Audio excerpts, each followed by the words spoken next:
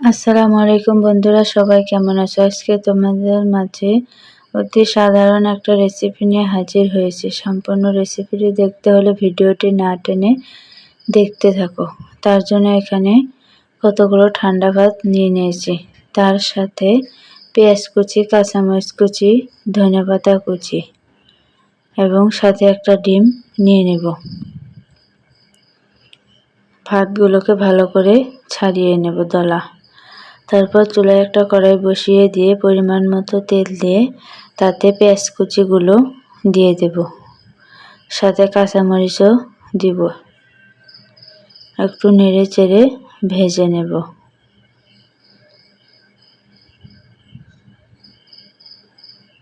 রেসিপিটা অতি সাধারণ কিন্তু খাইতে খুবই দারুণ।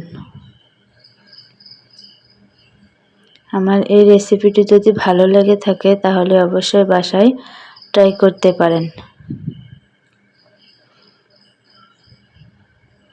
পেঁয়াজ এবং কাঁচামরিচটাকে ভালো করে ভেজে নেওয়ার পর তার সাথে সামান্য হলুদের গুঁড়া এবং ডিমটা ফাটিয়ে দিব। তারপর তাতে স্বাদমতো লবণ দিয়ে ভালো করে ভেজে নেব।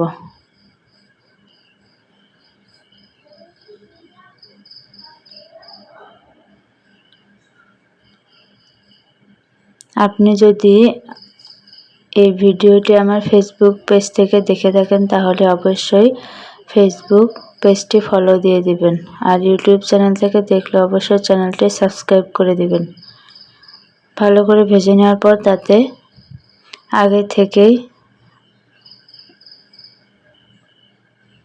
ঠান্ডা ভাত নিয়েছি, সেই ভাতটা দিয়ে দেব। তারপর ভালো করে নেড়ে চেড়ে ভেজে নেব।